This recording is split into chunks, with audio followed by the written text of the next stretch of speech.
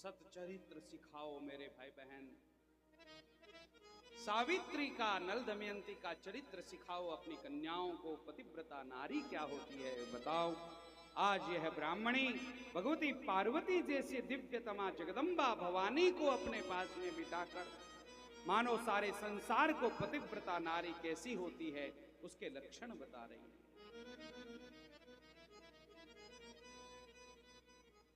पहला लक्षण है पतिव्रता नारी का कि अपने पति के भोजन होने के बाद भोजन करे। गुंजान भूंगते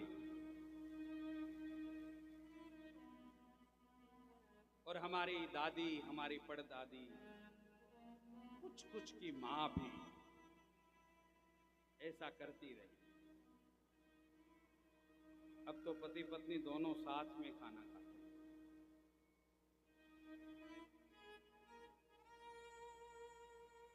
प्रेम बढ़ रहा है कि घट रहा है साथ में खाने से? अधिवक्ता के रूप में रहे हैं पूज्य स्वामी जी महाराज। आपको जानकारी में सारी बातें हैं, फिर भी आप लोगों को बता दूं। कोर्ट में, न्यायालय में सबसे अधिक यदि किसी प्रकार के मुकदमे चल रहे हैं तो विवाह विच्छेद के मुकदमे सर्वाधिक हैं।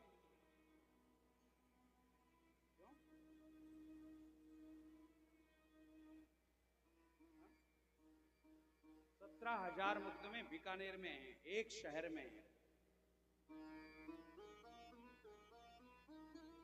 सर्वाधिक साथ में भोजन कर रहे हैं, साथ में मूवी देख रहे हैं, साथ में सीरियल देख रहे हैं, साथ में मोबाइल देख रहे हैं, उसके बाद भी शास्त्रों के वचन का पालन करो मेरे भाई बहन। मनमानी मत करो। ये शास्त्र विधि मुत्सृज्य वर्तते कामकारतः न सिद्धिमवाप्नोति न सुखम न पराम गतिम। भगवान ने लगभग 5,000 वर्ष पूर्व कहा है। शास्त्र विधि को छोड़कर मनमाने ढंग से जो व्यवहार करेंगे उनका कदापि भला नहीं होगा।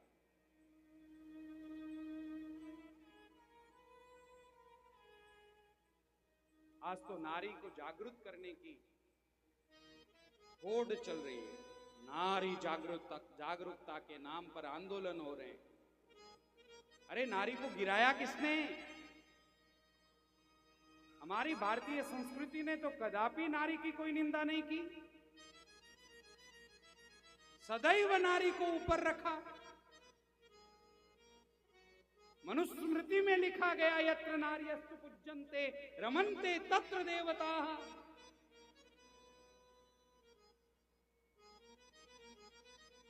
मां का रूप दिया नारी को,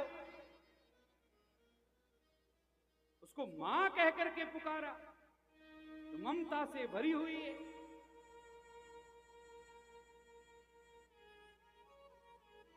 जिस शब्द के ऊपर इस संसार में और दूसरा कोई शब्द नहीं है, इस संसार में सर्वश्रेष्ठ कोई शब्द है तो मां है। मां से श्रेष्ठ कोई शब्द नहीं। उस मां का दर्जा इस नारी को दिया गया। भगवान को भी जब प्रार्थना करके कुछ मनुष्य कहता है तो सबसे पहले त्वमेव माता कह करके पुकारता है। उस भारत में नारी जागरूकता के लिए अभियान चलाया जाए, ये केवल पेपर में अपनी फोटो छपाने के लिए है और दूसरा कोई नारी से लेना देना नहीं है। मीडिया में आ जाएं, हमारा नाम छप जाए, 4, 15, 20 नारियां इकट्ठी होकर इस प्रकार का आंदोलन करती हैं। उनको न तो नारी से लेना है न धर्म से लेना देना है, केवल अपना नाम बढ़ जाए, बस अपनी कीर्ति हो जाए।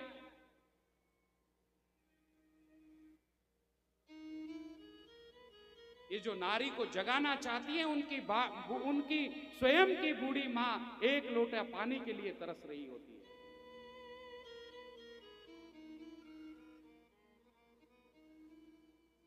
वो पानी पानी पानी पानी करती मर जाती है, और ये झुगी झोपड़ियों में जाकर फोटो खिंचाती हैं, दूसरे दिन पेपर में अपनी फोटो देती हैं कि हमने जागरूकता का काम किया। सत्यानाश हो ऐसी जागरूकता का, नहीं चाहिए ऐसी जागरूकता। हमें जागृति चाहिए कि सब लोग अपने अपने कर्म का ठीक से पालन करें, अपने अपने स्वधर्म का ठीक से पालन करें, अपने अपने कर्म को पूजा समझकर, जैसे महादेव की श्रावण के दिन हम पूजा करते हैं, कितना प्रेम से उनके शिवलिंग पर जल चढ़ाते हैं, उतना ही प्रेम अपने माता पिता की सेवा के समय हमारे भीतर झलकना चाहिए। पति को परमात्मा समझकर भोजन करवाते समय उतना ही प्रेम झलकना चाहिए।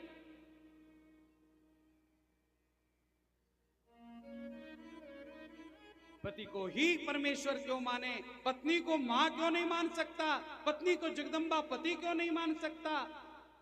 सब समान होना चाहिए। अरे समानता संसार में आ नहीं सकती मूर्खों। पांव का काम पांव करेगा, हाथ का काम हाथ करेगा, मुख का काम मुख करेगा।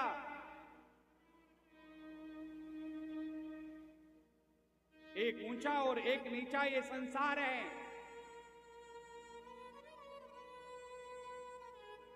एक शीतल है, एक अग्नि है, ये संसार है। संसरती संसारः द्वाभ्याम चलती थी दुनिया, दो से जो चलती है वो दुनिया है। दुनिया में यदि आप रह रहे हो तो आपको भेद करना ही पड़ेगा। पति और पत्नी,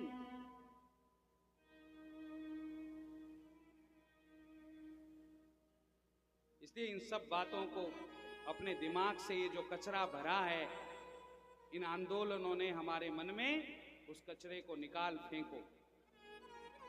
और शिव पुराण ने जो कहा है, गीता ने जो कहा है, भागवत ने जो कहा है, संत चरणों ने जो कहा है, उनको मानो। महाजनों ये न गता सपंथाः, महाजनों ने, महापुरुषों ने जो हमें पंथ दिखाया है, पथ दिखाया है, उसी पथ को स्वीकार करो।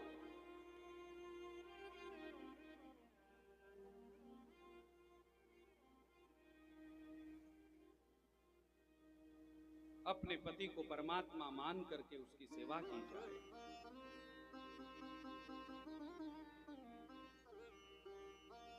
घर में पत्नी जब भी रहे, श्रृंगार करके रहे,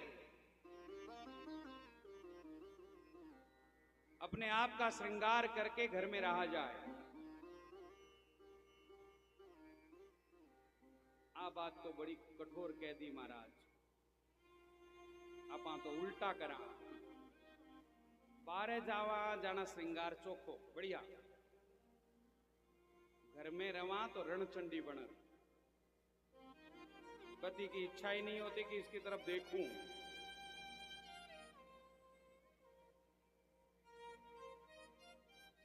शास्त्र कहते हैं, शिव पुराण कहती है, ब्राह्मणी कहती है पार्वती से, पार्वती कभी भी घर में अलंकार के बिना मत रहना। अपने पति को बिना अलंकार के कभी दर्शन मत देना। और कहती है पत्युर नाम न गृह्णीयात्, अपने पति का कभी नाम नहीं लेना। अब तो होड़ मची है भाई, भी तो ज्यादा आपा नाम लेवा भी तो चोखो। जाने भगवान के नाम से उद्धार नहीं होगा, पति के नाम से ही उद्धार होगा।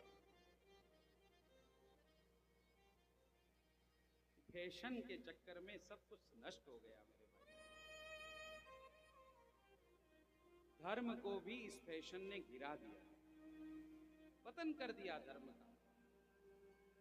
फैशन के नाम पर कैसे कपड़े पहन रहे हैं हम। एक लड़के को मैंने कहा कि भैया ये पैंट फटी हुई है तुम्हारी, ये फटी हुई पैंट हमारे पास मत पहन के आया करो। उसने कहा महाराज फटी हुई नहीं है, ये फैशन है, मैंने कहा बेटा ऐसी फैशन क्या काम की जो तुम्हारे कपड़े फाड़ दे। इस फैशन ने कपड़े फाड़ दिए, हमारे जगह जगह से कपड़े फटे हुए।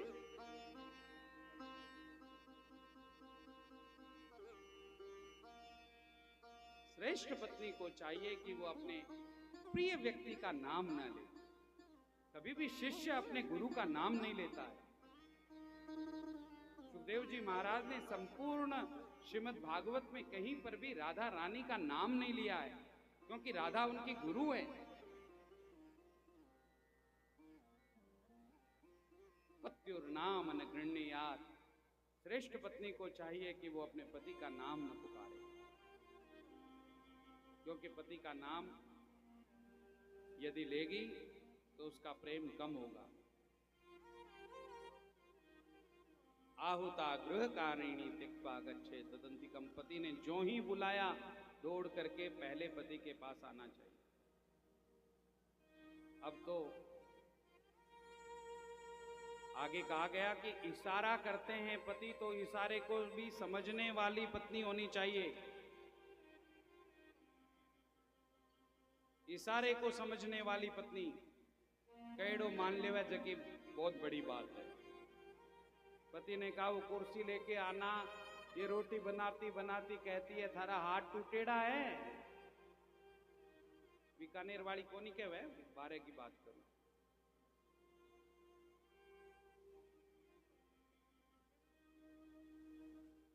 पति का आदर करें, और आदर करने से आदर मिलता है। आदर की इच्छा रखने से आदर नहीं मिलता, आदर करने से आदर मिलता। अमानी मान दो मान्य। हम मान की इच्छा करेंगे तो मान नहीं मिलेगा, हम मान देंगे तो अपने आप मान्य हो जाएंगे। श्रीमद् भागवत में जब कर्दम ऋषि की देहूती सेवा करती है, 1 वर्ष तक कर्दम ऋषि को पता नहीं कि मेरा विवाह हुआ है। 1 वर्ष तक, दीर्घ काल तक सेवा करने के बाद आज पति जब अपनी तपस्या से उठे, देहूती की ओर निहारा और देहूती से कहा, देहूती वाह, ऐसी सेवा की तूने, अपने शरीर की ओर भी ध्यान नहीं दिया मेरे लिए। आज मैं तुम्हारी वजह से इतना दिव्य तप कर सका। प्रिय, मैं तुम्हें वरदान देता हूं, तुम जाओ बिंदु सरोवर में स्नान करो। और बिंदु सरोवर में स्नान करके जो ही देहूती बाहर निकल करके आई, परम दिव्य सुंदरी बनकर के बाहर निकली। ये पति के तप का प्रभाव है और ये देहूती के स्वयं के तप का प्रभाव है। उसने जो 1 वर्ष तक प्रतीक्षा की, उस प्रतीक्षा का प्रभाव है। आज 5 दिन हुए और कुछ ठीक नहीं लग रहा है ससुराल में, घर छोड़कर चली जाती, मां भी बुला लेती, बाप भी बुला लेता है।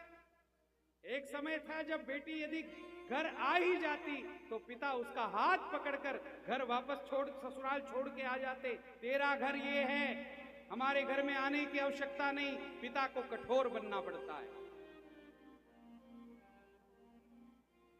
और उससे अपने बच्चों के जीवन का निर्माण होता है।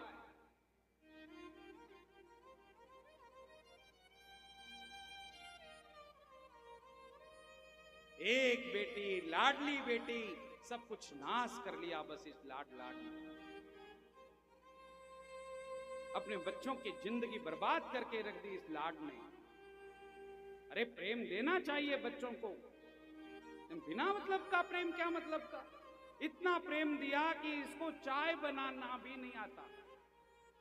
ससुराल में जाने के बाद जब सासू ने चाय बनाने की बात कही तो ये YouTube पर सर्च कर रही है चाय कैसे बनाए।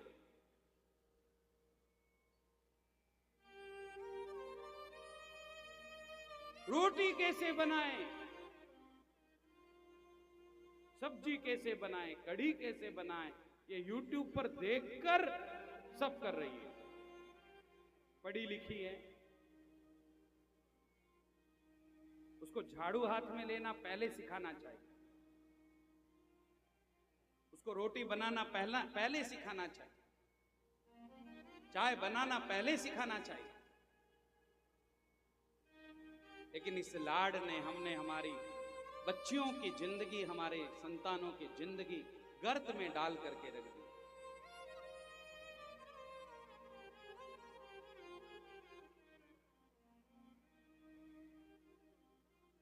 पति के बुलाने पर तुरंत पत्नी को उनके समीप जाना चाहिए। पति की आज्ञा यदि न हो तो किसी भी तीर्थ में भी नहीं जाना चाहिए। तीर्थ यात्रा के लिए स्त्री जब जाती है तो पति की आज्ञा लेकर के जाए। बिना पति की आज्ञा के वो न दान करे न धर्म करे।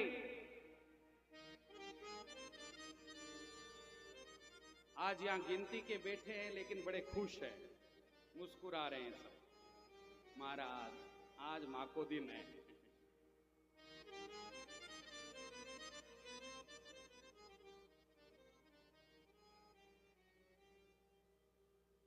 लेकिन कभी पति के भी धर्म बताएंगे आपको।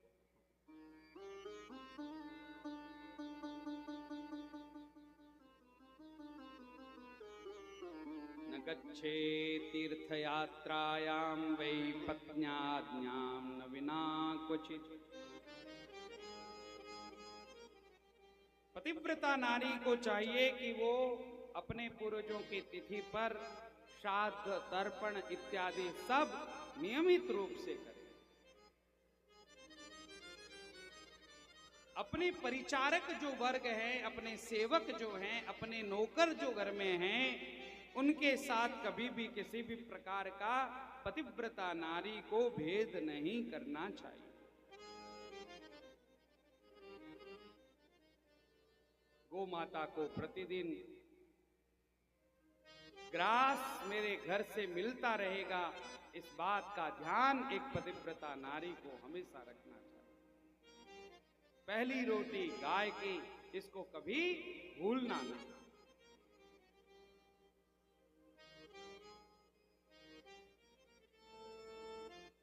गोशु भिक्षु, जो भी भिक्षु आए, भिखारी आए, मांगने वाला आए, उसको बिना दिए नहीं जाने देना चाहिए।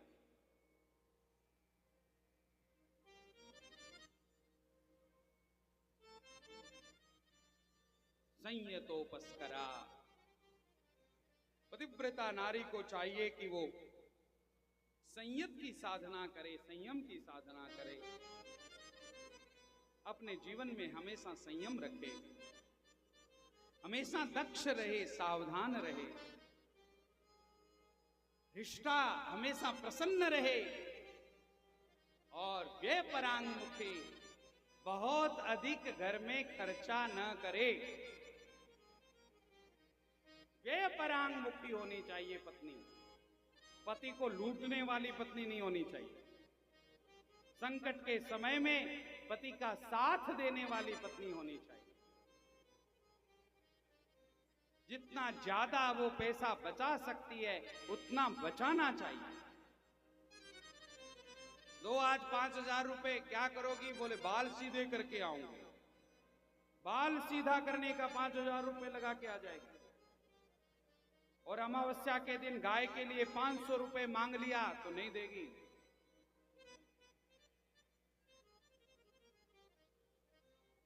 गौ माता के लिए 500 रुपए नहीं देगी और व्यर्थ के कामों में 5,000 रुपए लगा के आ जाएगी। ऐसी पत्नी क्या काम है? बीकानेर में तो कोनी इसी।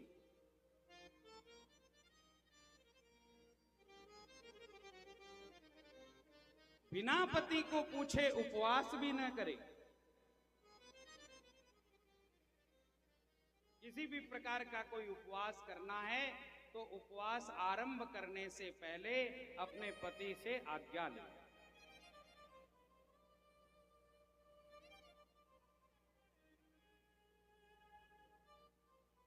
आज्ञा लेने में जाता क्या है? होता तो वही है जो पत्नी चाहती है।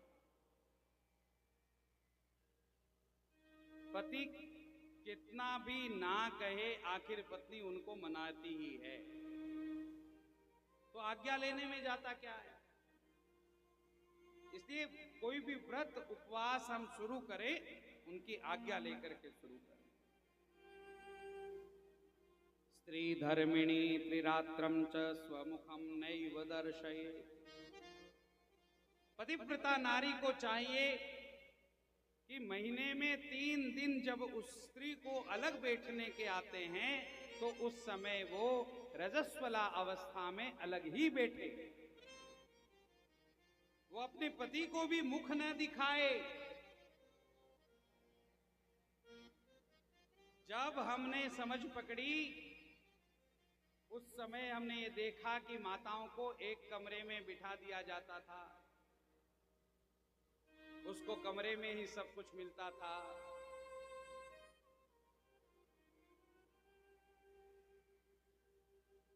कितना आराम था।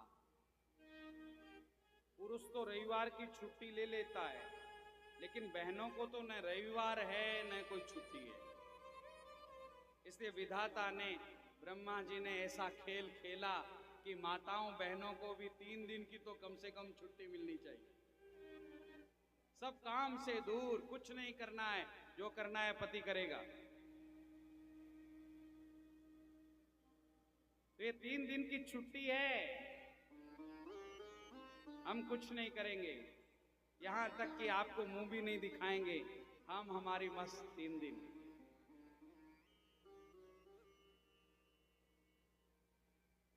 लेकिन ये बात रुचती कहां है? क्यों अलग रहे? होता क्या है इससे? हम तो साथ में रहेंगी। रहोगी तो रहो। और कुछ आजकल जो महिलाएं वक्ता हैं, वो भी इस बात का विरोध करती हैं। क्या होता है? कुछ नहीं, वो पुरानी स्त्रियों के लिए था। अब ये जो युवतियां हैं, उनके लिए ऐसे कोई कुछ नियम नहीं है, ये सब फालतू है। क्योंकि उनको खुद को बैठना है ना व्यासपीठ पर। आगे 1 साल की डेट लिख करके दी हुई है, और उस समय वो रजस्वला हो गई तो क्या करेंगी? तो रजस्वला अवस्था में ही व्यासपीठ पर बैठकर दुनिया को ज्ञान देना है उन्हें। इसलिए इसका विरोध करना ही पड़ेगा। इलाज का क्या है? लेकिन शिव पुराण की बात यदि हम माने, धर्म की बात यदि हम माने, तो धर्म तो यही कहता है, स्त्री धर्मिणी त्रिरात्रम च स्वमुखम नैव दर्शयेत्। 3 रात्रियों तक स्त्री अपने पति को, अपने परिवार वालों को, किसी को भी अपना मुख भी न दिखाए।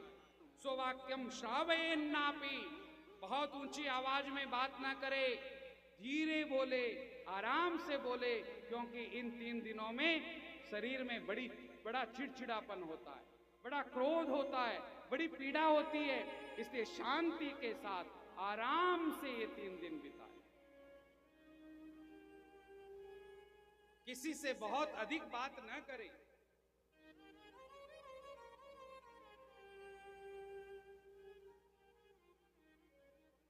तीन दिन के बाद सबसे पहले यदि किसी का दर्शन करे तो भगवान सूर्य नारायण का दर्शन करें।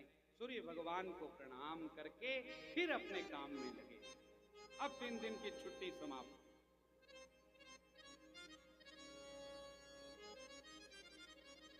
हमेशा अपनी मांग में, अपने बालों के बीच में हरिद्रा, कुमकुम, सिंदूर लगाएं, आंखों में काजल लगाए।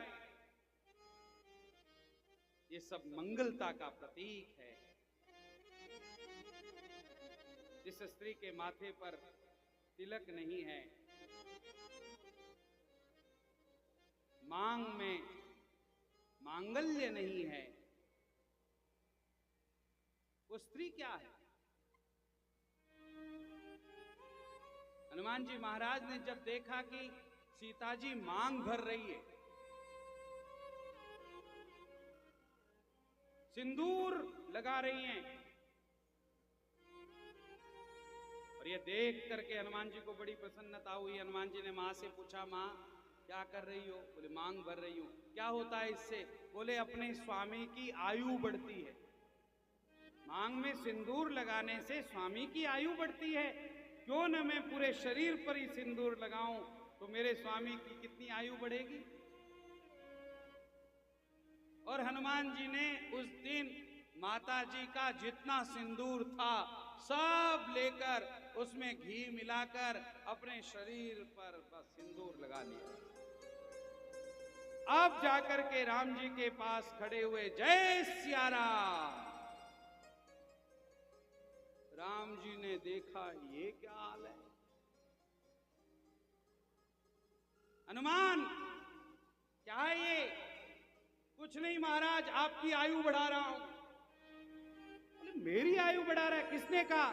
बोले माता जी ने कहा मांग में यदि थोड़ा सा सिंदूर लगा लिया जाए तो अपने पति की, अपने स्वामी की आयु बढ़ती है। मैंने सोचा मांग में थोड़ा सा सिंदूर लगाने से यदि पति की आयु बढ़ती है तो मैं तो पूरे शरीर पर लगाकर घूमूंगा, मेरे स्वामी की आयु बढ़ाऊंगा।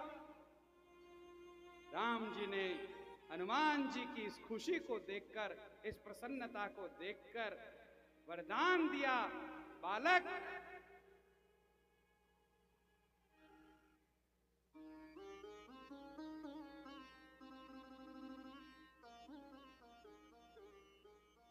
तुम्हारे शरीर पर मांग लगाने से मेरी आयु बढ़ेगी या नहीं बढ़ेगी इसका मुझे पता नहीं, लेकिन आज के बाद जो कोई भी तुम्हारे ऊपर सिंदूर चढ़ाएगा उसकी आयु में वर्धन अवश्य होगा, उसकी आयु अवश्य।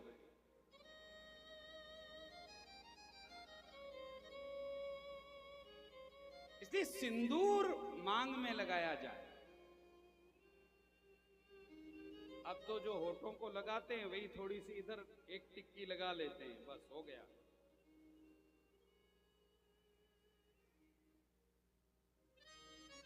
कभी आपने बिहारी यूपी की महिलाओं को देखा होगा, वो है मांगल्य। यहां से शुरुआत करती हैं यहां तक, और पहले हमारे यहां राजस्थान में भी था, अभी भी पुरानी कुछ महिलाओं के शीश पर यह दिख जाएगा आपको, मांगल्य। ये पढ़ाई ने सब नाश किया है, जितने पढ़ लिख लिए उतने बिगड़ गए।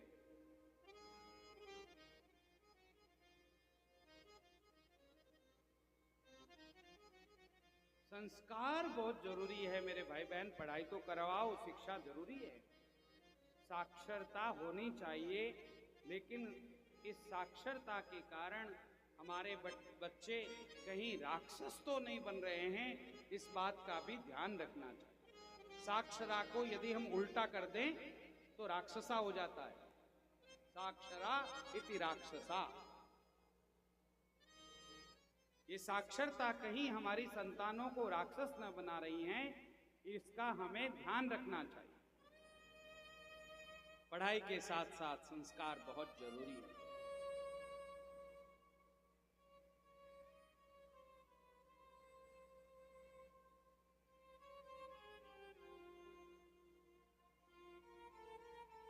पत्नी को चाहिए कि एक रूप होकर के दोनों रहें, संपत्ति में विपत्ति में अपने पति के जो काम आती है वही पत्नी होती है।